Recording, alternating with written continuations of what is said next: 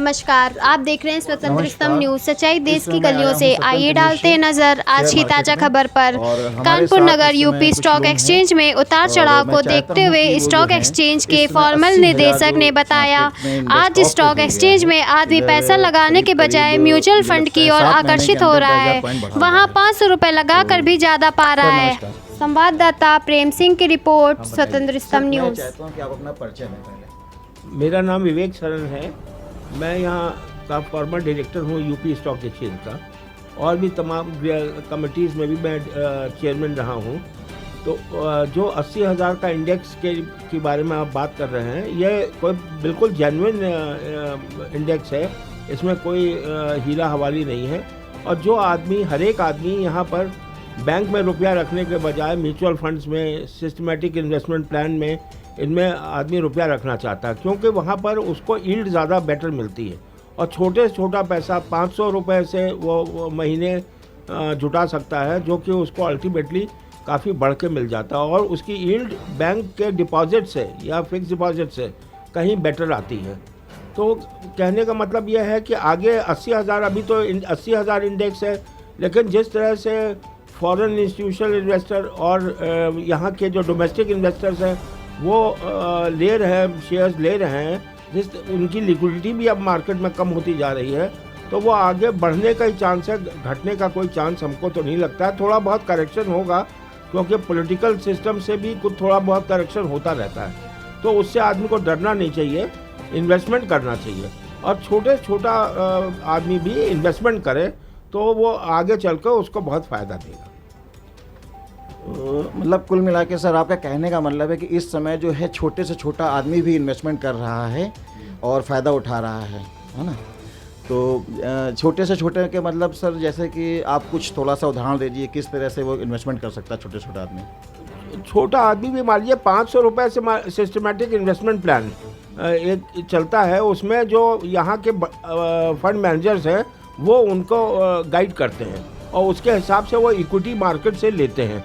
क्योंकि वो, और ऐसा मान लीजिए 10,000 भी जिसको तनख्वाह मिलती है, वो भी 500 रुपये तो निकाल सकता है, क्योंकि बैंकों में जमा करता है, उसको तमाम फीस भी देनी पड़ती है बच्चों की, और भी घर के खर्चे रहते हैं। तो 500 रुपये हम मतलब उम्मीद करते हैं कि वो निकाल पाएगा, और वो धीरे धीरे अगर लगाएगा तो उसका जो कार्यकाल है, मान लीजिए 60 साल का भी अगर मान के चलते हैं, तो उससे भी आपको अल्टीमेटली काफ़ी पैसा 60 साल में इकट्ठा हो सकता है, जो उसके आगे बच्चों के पढ़ने में और सब चीज़ों में भी खर्च हो मतलब उससे आ सकता है।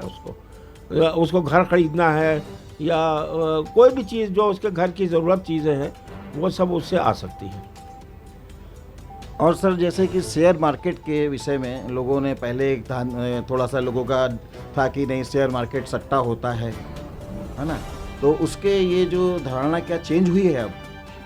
ये ऐसा है कि ये जो कॉन्सेप्ट है, ये वेस्टर्न कंट्रीज से, जैसे अमेरिका है या इंग्लैंड है या वर्ल्ड वाइड जितना है, जो हर कंट्री में एक्सचेंजेस हैं, जहाँ पर कि जो आदमी इन्वेस्ट करता है शेयरों में, वो उसका लिया बेची भी कर सके। स्टॉक मार्केट कुछ वो नहीं है, ये एक मतलब एक उसका वो कहना चाहिए एक मार्केट है, जिससे कि जहाँ पर आदमी अपने जो इन्वेस्टमेंट करता है उससे अंदर ले सकता है, और फिर बाद में उससे उसी दिन आप बेच सकता है।